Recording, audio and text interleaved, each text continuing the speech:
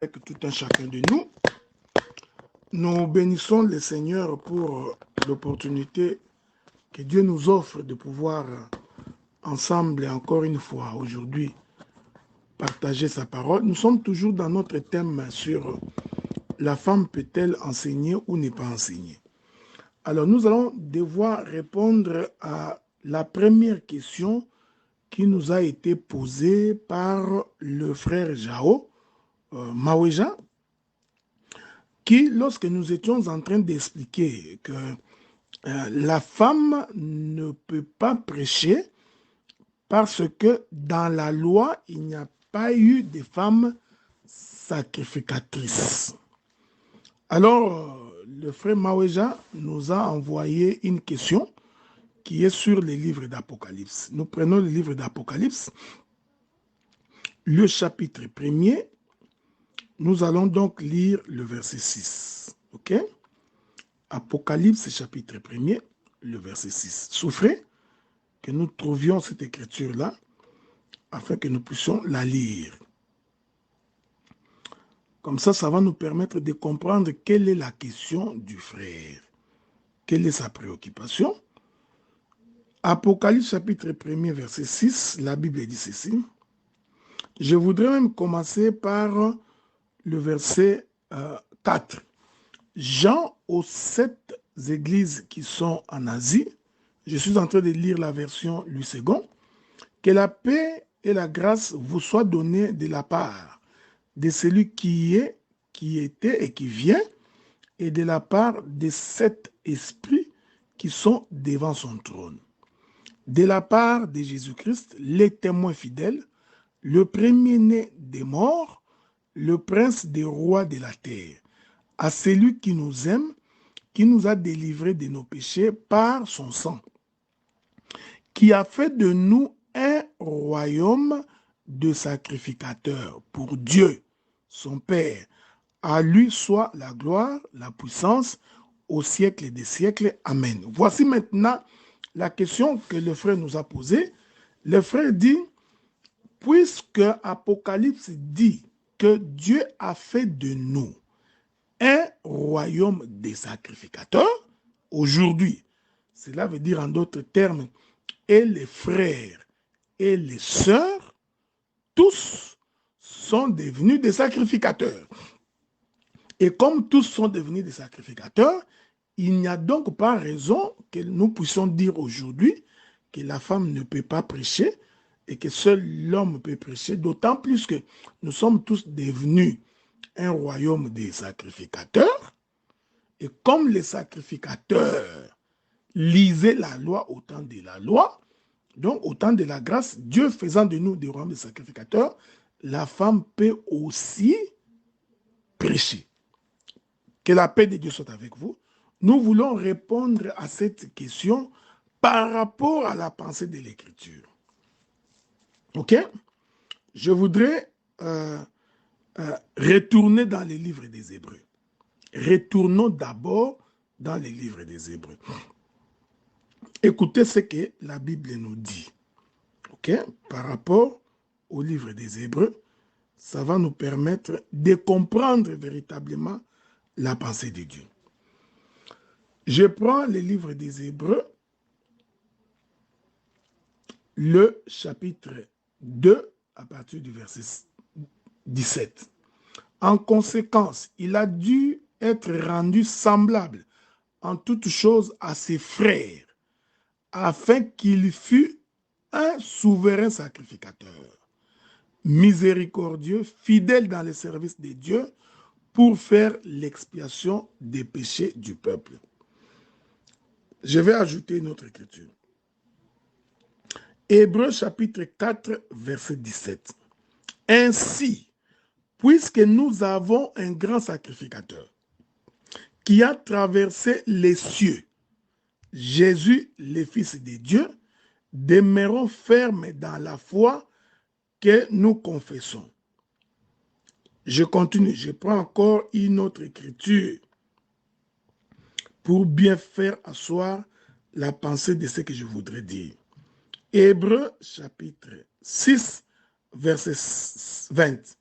là où Jésus est entré pour nous, comme précurseur, ayant été fait souverain sacrificateur pour toujours, selon l'ordre de Melchisédek. Je vais finir par le dernier verset. Hébreux chapitre 7, premier verset. En effet, c'est Melchisédek, roi de Salem. Roi de Salem. Il faut souligner ça. C'est Melchisédek, roi de Salem. Sacrificateur du Dieu très haut, qui alla au-devant d'Abraham lorsqu'il revenait de la défaite du roi qui les bénit.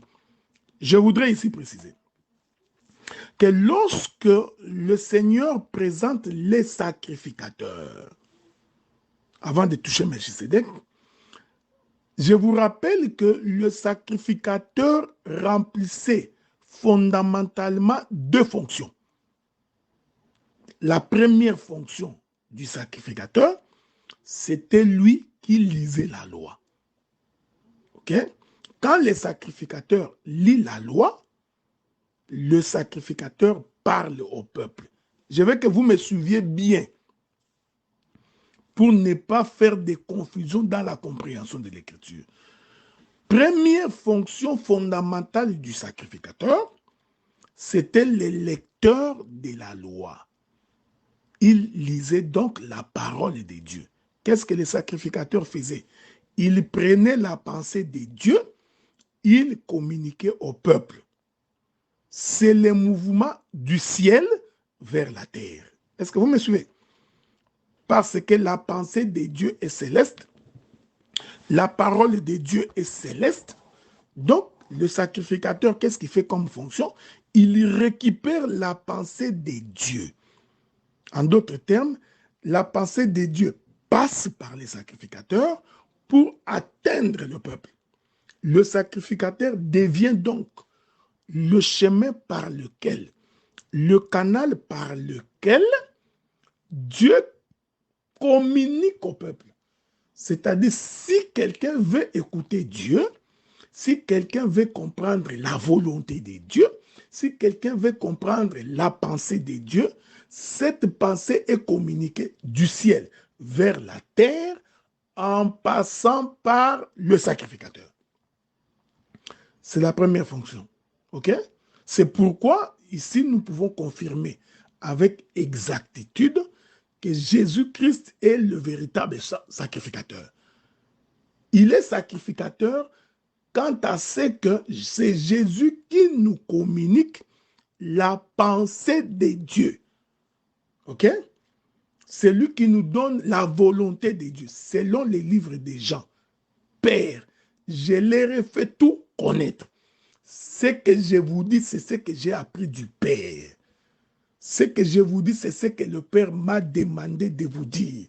Je suis venu sur la terre pour communiquer la pensée de mon Père.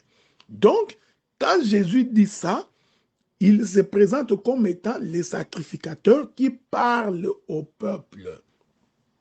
Écoutez-moi très très bien. Le premier mouvement du sacrificateur, il récupère le ciel, qui est la pensée de Dieu, il communique cette pensée au peuple.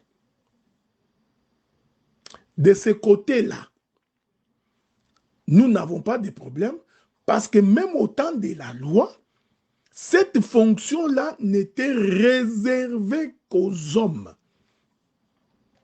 Mais écoutez maintenant, pour répondre à la question, Dieu a fait de nous un royaume des sacrificateurs. Il faut bien faire attention, n'oubliez pas ça. Un royaume des sacrificateurs. La deuxième fonction principale du sacrificateur, c'est que le sacrificateur récupérait les animaux que le peuple a amenés pour consacrer à Dieu. Le sacrificateur égorgeait ces animaux, il brûlait ce qu'il y a à brûler, il prenait la cendre, il entrait avec la cendre dans les lieux très saints. Maintenant, c'est le mouvement inverse. C'est le mouvement de celui qui quitte la terre vers le ciel. Vous voyez, ce sont les deux fonctions. Écoutez-moi, je répète ça calmement parce que sans quoi tu risques de ne pas bien me saisir. La deuxième fonction principale du sacrificateur, il récupère la pensée du peuple, il récupère le sacrifice du peuple, il récupère les besoins du peuple, il l'amène vers Dieu. Première pensée, première fonction fondamentale, il prend la pensée de Dieu, il communique au peuple. OK? Une fois que cela est fait, deuxième élément, il prend ce que le peuple amène, il communique à Dieu. Que Dieu vous bénisse. Nous continuons. Hein? Que le Seigneur vous bénisse. Vous savez, nous sommes en train d'enseigner. C'est pourquoi il faut avoir la maîtrise des Écritures pour comprendre ces choses. Ce que je suis en train de dire, je suis en train de présenter les deux fonctions principales du sacrificateur. Donc, le sacrificateur n'a pas pour fonction seulement de sacrifier. Quand le sacrificateur sacrifie, c'est-à-dire il prend le peuple vers Dieu. Je vais prendre un exemple concret. Moi, j'ai péché contre Dieu. Si j'étais à cette époque-là, je vais prendre ma chèvre, je prends mon bouc, mon taureau ou les veaux.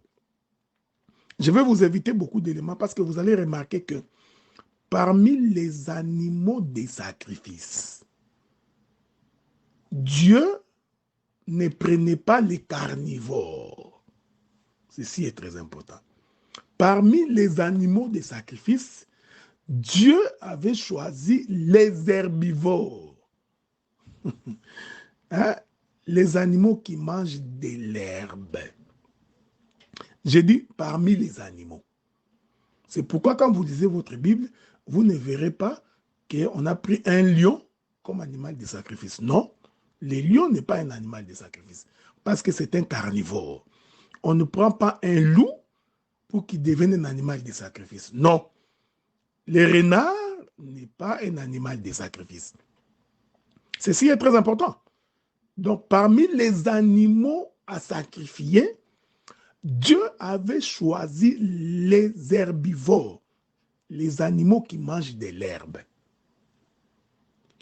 C'est pourquoi, quand Dieu créa l'homme au commencement, Dieu avait donné à l'homme la nourriture comme étant de l'herbe. Tout ce qui est herbe, arbre fruitier, tout ce qui est végétation. Ah, voilà. OK? C'est ça qui était la nourriture de l'homme. En d'autres termes, au commencement, avant que l'homme pêche, pour que l'homme soit agréé de Dieu, l'homme devrait manger de l'herbe. Tout homme était herbivore. OK? Même les animaux. Attendez, je vais vous dire une chose. Avant la création, écoutez bien, mais écoutez-moi bien. Je veux que vous m'écoutiez attentivement. Avant la création, même les lions mangeaient de l'herbe. Je vais vous trouver l'écriture. OK? Laissez-moi vous trouver l'écriture. Ça va nous permettre d'avancer. Je suis dans les livres de Genèse. Je prends Genèse chapitre 1er, le verset 29. Et Dieu dit, voici, je vous donne toute herbe portant de la semence, qui est à la surface de toute la terre. Tout arbre ayant en lui du fruit d'arbre, portant de la semence, ça sera votre nourriture. Donc l'homme, avant de pécher, mangeait l'herbe fruitier. Il mangeait la semence. C'est pourquoi, quand on choisit les animaux à sacrifier, ceci est très très important, Dieu choisit les animaux qui sont herbivores. Je continue le verset 30 de Genèse chapitre 1er, verset 30. Et tout animal de la terre, écoutez bien, tout animal de la terre, à tout l'oiseau du ciel, et à tout ce qui s'émeut sur la terre, ayant en soi un souffle de vie, je donne toute herbe verte pour nourriture. Et cela fut ainsi. Vous voyez? Donc, avant que l'homme ne pêche, même les loups, les lions, les, les quoi, les cochons, la truie, les chiens, tous les animaux, y compris les oiseaux. Je voudrais scandaliser quelqu'un ici. Même l'aigle, avant le péché, tous mangeaient de l'herbe. Ils étaient tous des herbivores. Voilà pourquoi dans les sacrifices des dieux, Dieu avait accepté qu'il ne puisse monter sur l'autel que tout ce qui est herbe. Écoutez, même quand on parle de la fleur de farine, hein, qui était aussi l'offrande des pauvres, même lorsqu'on parle de la fleur de farine, c'est de la semence. Cela provient de l'herbe. Donc, ne pouvait monter sur l'autel que les herbivores. Pourquoi? Parce qu'au commencement, cela était la nourriture de ceux qui craignent Dieu. Dieu n'a grillé que de l'herbe. Or, quand vous lisez les livres de Matthieu, l'Écriture confirme que la sémence, c'est la parole. C'est-à-dire, Dieu n'a grillé que la parole. Il faut vraiment retenir ce que j'ai dit, c'est très important. Parce que amener un animal sur l'autel, c'est pour que l'animal soit agréé. Or, l'animal qu'on amène sur l'autel, ou la fleur de farine qu'on peut également amener sur l'autel, tous ces produits viennent de l'herbe et les animaux sont des herbivores. Or, par l'herbe et par l'herbivore, nous comprenons que c'est la consommation de ce qu'on appelle la sémence. Et Matthieu vient confirmer que la sémence est une parole. Cela veut dire Dieu n'exauce que la parole. C'est ça sacrifier. Est-ce que vous comprenez? C'est pourquoi il a dit à ses disciples, si mes paroles demeurent en vous, demandez. Vous voyez, quand le Seigneur dit au peuple de demander, c'est-à-dire la prière, c'est ça l'offrande. La prière, c'est un sacrifice. C'est donc qu'il est écrit dans les livres des Hébreux que la prière, ce sont des sacrifices de bonne odeur. Je reviens maintenant. Donc, le sacrificateur remplissait deux fonctions. La première fonction, c'est le sacrificateur qui parle au peuple. La deuxième fonction, le peuple parle à Dieu. Voyez-vous? Mais quand Dieu veut parler au peuple, il passe par les sacrificateurs. Quand le peuple veut s'adresser à Dieu, le peuple aussi passe par les sacrificateurs. C'est ça. Ils amenaient les produits à sacrifier, les animaux à sacrifier, mais qui prenaient ça pour les faire monter sur l'autel, c'est les sacrificateurs. Donc, le sacrificateur jouait le rôle de va-et-vient. Ouais, le ciel vers la terre vers le ciel. Le ciel vers la terre vers le ciel.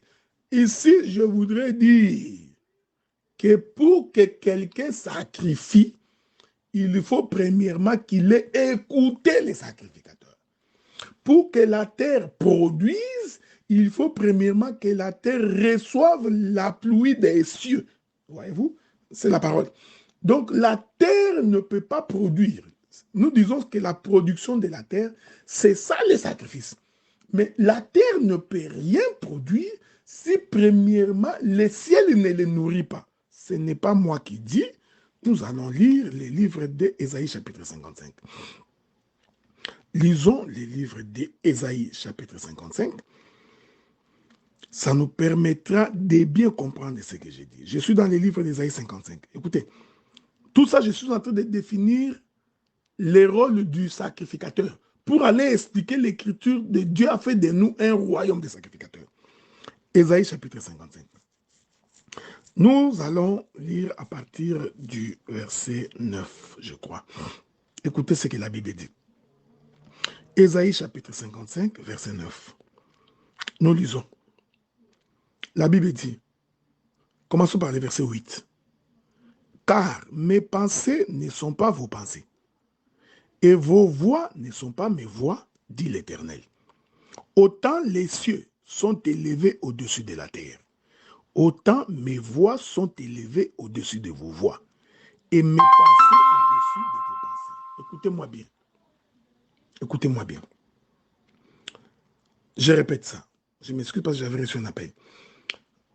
Autant mes pensées sont au-dessus de vos pensées.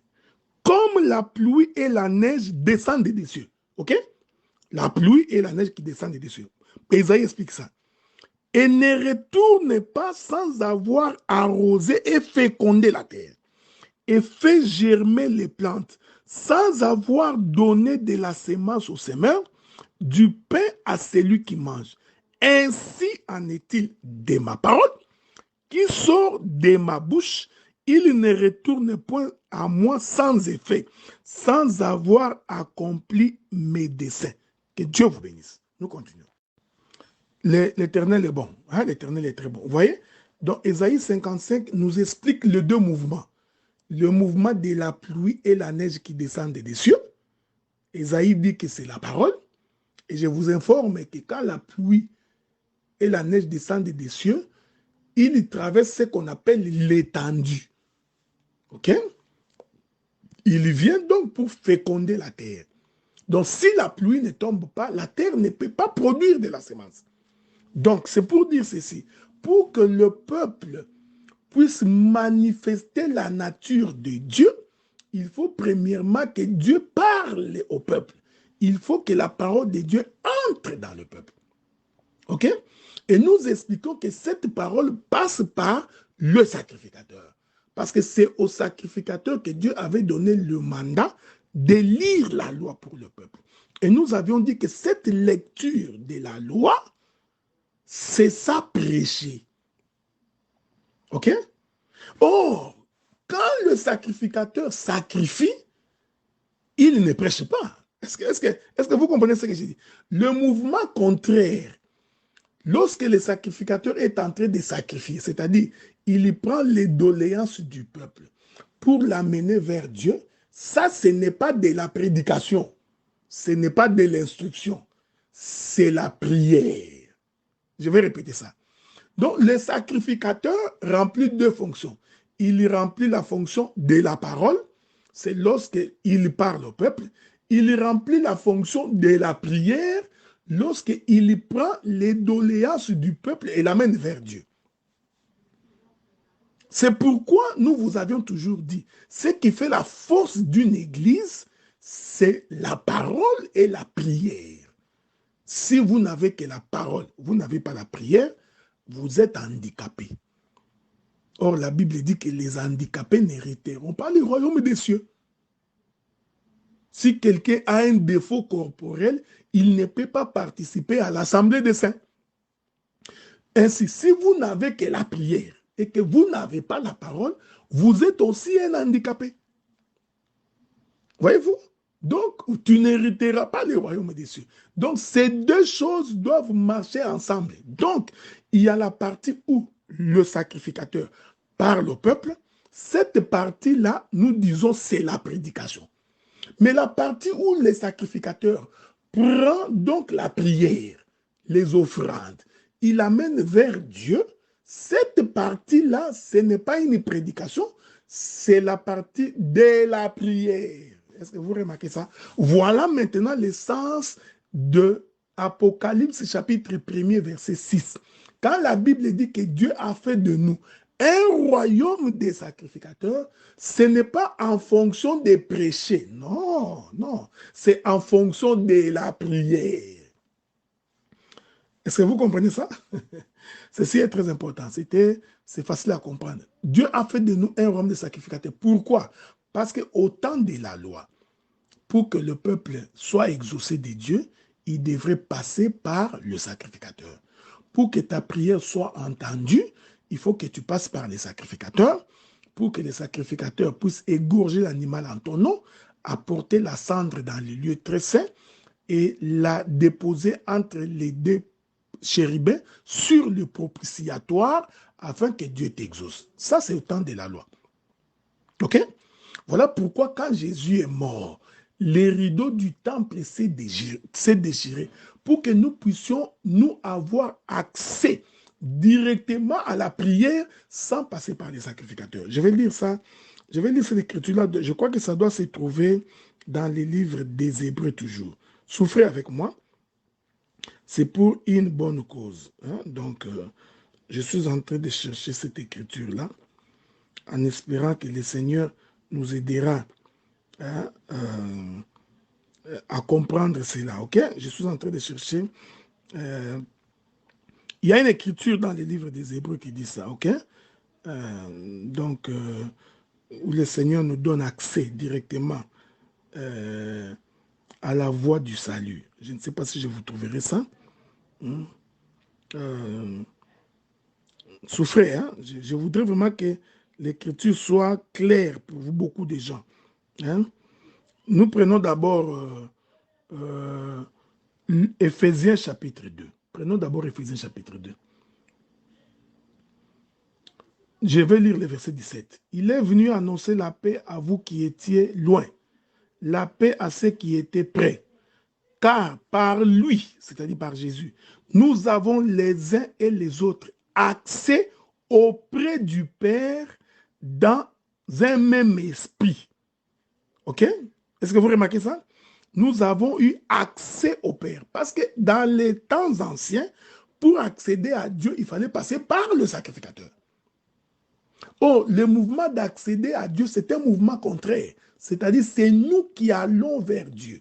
Oh, nous allons vers Dieu par la prière. Je suis en train de chercher une autre écriture.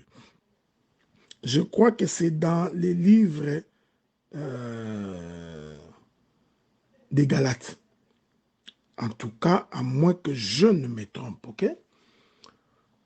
Je crois que c'est dans les livres des Galates. Qu'est-ce que la Bible dit en ce moment-là? Galates chapitre 4. Je suis en train de chercher cette écriture-là. Voilà. Galates chapitre 4, ok? Galates chapitre 4. Je vais commencer par le verset 27. Ok? Par le verset 27. La Bible dit ceci. Car il est écrit, réjouis-toi stérile, toi qui n'enfantes point, éclate et pousse des cris, toi qui n'as pas éprouvé les douleurs de l'enfantement. Car les enfants de la délaissée seront plus nombreux que les enfants de celles qui étaient mariées. Pour vous, frères, comme Isaac, vous êtes enfants de la promesse. De même qu'alors celui qui était né selon la chair persécutait celui qui est né selon l'esprit, ainsi en est-il aujourd'hui. Ok? Je voudrais trouver... Il y a une écriture beaucoup plus claire. Hein? En tout cas, j'ai pris le Seigneur pour que nous trouvions cette écriture-là. Voilà. J'aime la Bible. Ok? Que le Saint-Esprit soit avec nous. Hébreux chapitre 8. Hébreux chapitre 9. Hébreux chapitre 9. Regardez. Je vais donc commencer par le verset 6. Hébreux chapitre 9, verset 6. Or, ces choses étant ainsi disposées, les sacrificateurs font les services en tout temps dans la première partie du tabernacle. C'est ce que les sacrificateurs faisaient. Et dans la seconde, le souverain sacrificateur seul entrait une fois par an, non pas sans y porter du sang qu'il offre pour lui-même et pour le péché du peuple. Verset 8. Le Saint-Esprit montrait par là que le chemin du lieu très saint n'était pas encore ouvert, tant que le premier tabernacle subsistait. C'est une figure pour les temps actuels, où l'on présente des offrandes et des sacrifices qui ne peuvent rendre parfaits sous les rapports de la conscience de celui qui rend ses cultes. Nous prenons le verset 11. Mais Christ est venu comme souverain sacrificateur des biens à venir. Il a traversé les tabernacles les plus grands, plus parfaits, qui n'est pas construit des mains d'hommes, c'est-à-dire qui n'est pas de cette création. Il est entré une fois pour toutes dans les lieux très saints, non avec les sangs de boucs et de veaux, mais avec son propre sang, ayant obtenu une rédemption éternelle. Ok? Je voudrais sauter. Je prends le verset 14. Combien plus grand le sang de Christ, qui par un esprit éternel s'est offert lui-même sans tâche à Dieu, purifiera-t-il votre conscience des œuvres mortes, afin que vous serviez les dieux vivants? C'est pour cela qu'il est le médiateur d'une nouvelle alliance, afin que la mort étant intervenue pour les rachats des transgressions commises sous la première alliance, ceux qui ont été appelés reçoivent l'héritage éternel qui leur a été promis. Que Dieu vous bénisse. La lecture était longue. Qu'est-ce que je voulais dire? Au temps de la loi, le peuple passait par les sacrificateurs pour que Dieu l'exauce. Mais aujourd'hui, puisque Christ est mort, il est entré avec son propre sang devant le Père. Il nous a donc inauguré les chemins. Vous voyez? Il a ouvert les chemins. Il a inauguré les chemins qui nous permet maintenant, nous-mêmes, de prier pour que Dieu nous écoute. Voilà pourquoi j'ai toujours combattu cette tendance-là qu'il n'y a que les hommes de Dieu qui doivent prier pour vous. C'est une très mauvaise tendance. Il est vrai que nous pouvons prier pour vous, mais vous devez aussi prier pour vous-même parce que le sacerdoce a changé. Or, quand la Bible dit que Dieu a fait de nous un royaume des sacrificateurs, ce n'est pas en fonction de la prédication, c'est en fonction de la prière. Nous sommes un royaume des sacrificateurs en ce qui concerne la prière. Je vous reviens, hein? Je vous reviens. Que Dieu vous bénisse. Ok? Je sais que ce sujet va être grand. Il y aura beaucoup de ramifications. Nous aborderons tous les aspects. Soyez en paix. Nous aborderons tous les aspects. Nous aborderons Joël chapitre 2. Vos filles et vos fils prophétiseront quand le Saint-Esprit descendra. Nous allons aborder cette question.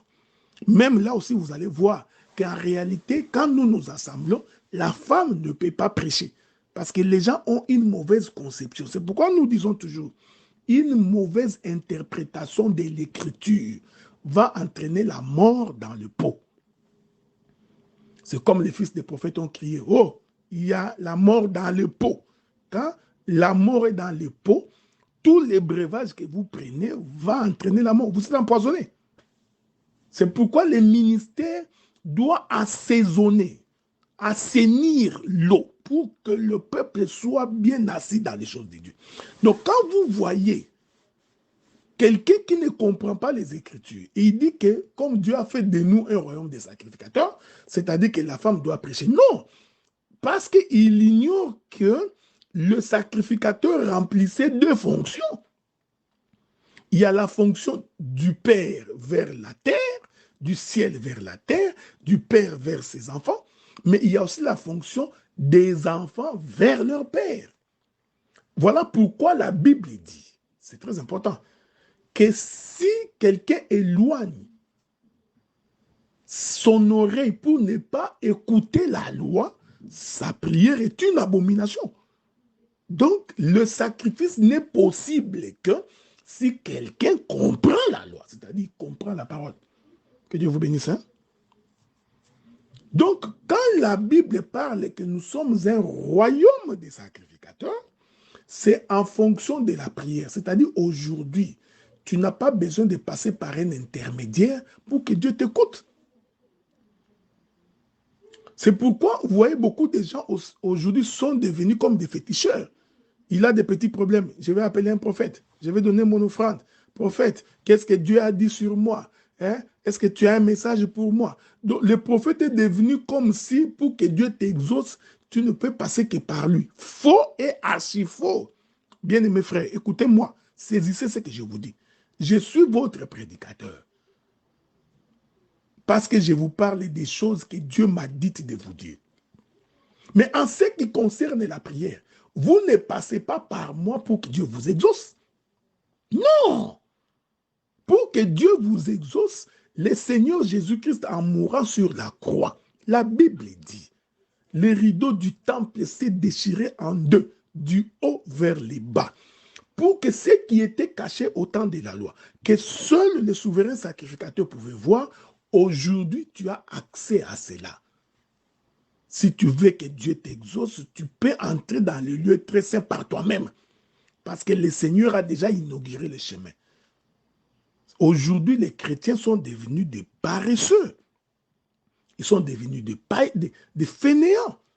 C'est-à-dire, pour un petit problème, je vais appeler mon pasteur, j'appelle mon docteur, il faut que j'appelle les prophètes. Il y a un prophète au Congo, je dois envoyer l'offrande. Vous fonctionnez comme si nous étions dans l'ancienne alliance. Non! Écoutez, je veux que vous m'écoutiez bien. En ce qui concerne la prière, l'homme de Dieu n'est pas indispensable. Nous, les ministres, nous sommes indispensables lorsque nous vous annonçons la parole. Parce que Dieu passe par nous pour que nous vous annoncions la parole. Mais pour que Dieu exauce ta prière, tu n'as pas besoin forcément de passer par un prédicateur. Il est vrai que Dieu dit dans sa parole que vous imposerez les mains aux malades, les malades seront guéris. Dieu n'a pas dit que seuls les prédicateurs imposeront les mains aux malades. Non! Même un simple frère peut imposer la main à quelqu'un qui est malade, la personne est guérie. Même une sœur peut imposer la main à quelqu'un, la personne qui était malade est guérie. Voici les miracles qui accompagneront tous ceux qui auront cru. Quand vous croyez en Jésus fermement, le miracle doit t'accompagner. Quand bien même qu'il y a certaines personnes qui ont les dons des miracles, oui. Mais d'abord, les miracles, c'est un lot, c'est un don que Dieu a donné à tous ceux qui croient. Est-ce que vous comprenez ce que j'ai dit?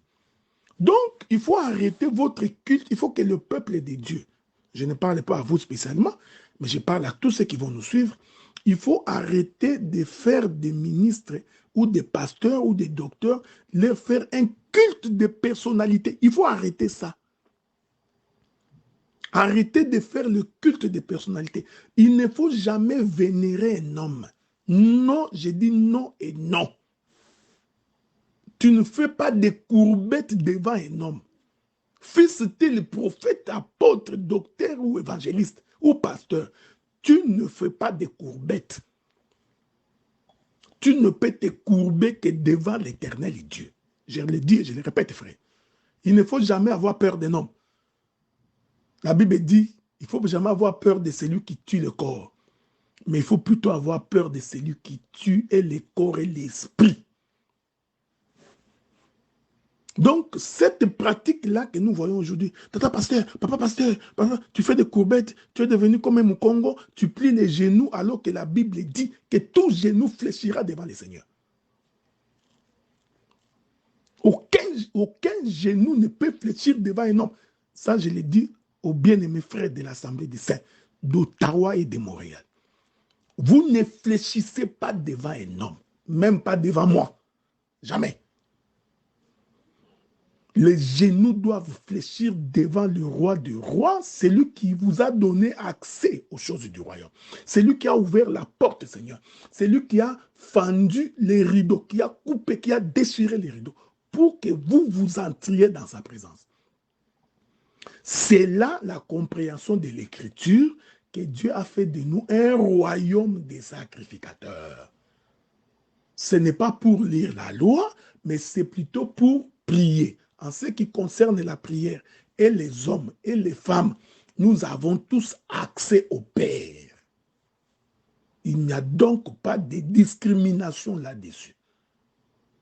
Mais en ce qui concerne la fonction de parler au peuple, il faut faire attention. Il ne s'agit pas de cela. Donc, prendre cette écriture, l'appliquer et dire que puisque Dieu a fait de nous un royaume de sacrificateurs, c'est-à-dire que nous sommes tous prédicateurs, c'est faux et archi faux. Maintenant, en ce qui concerne la prédication, il faut faire attention. Parce qu'on n'a pas encore avancé, hein? Parce que nous avancerons. Jusque-là, nous sommes encore en train d'introduire. Parce que là, je réponds aux questions. Nous allons expliquer pourquoi le Seigneur a choisi 12 apôtres et il n'a pas choisi aucune femme. Nous en parlerons. Nous parlerons pourquoi alors que Jacob avait aussi une fille de nom de Dina. Et la Bible dit que le jour où Jacob mourait, ses filles et ses fils le pleurèrent. Mais pourquoi quand il s'agit de la bénédiction, Jacob ne prend que les 12 fils? Même lorsque, écoutez bien, même lorsque ils entrent dans le territoire de Canaan, l'Éternel retire Joseph. Il retire aussi Lévi, parce que Lévi n'avait pas de territoire. L'Éternel prend la portion de Joseph et de Lévi. Il donne aux deux fils de Joseph, Manassé et Ephraïm. Pourquoi a-t-il donné seulement aux fils? Est-ce que vous comprenez ce que nous disons? Voilà, bien aimé, là j'ai répondu pour aujourd'hui. Je viens de répondre à la question qui nous a été posée en ce qui concerne les royaumes des sacrificateurs.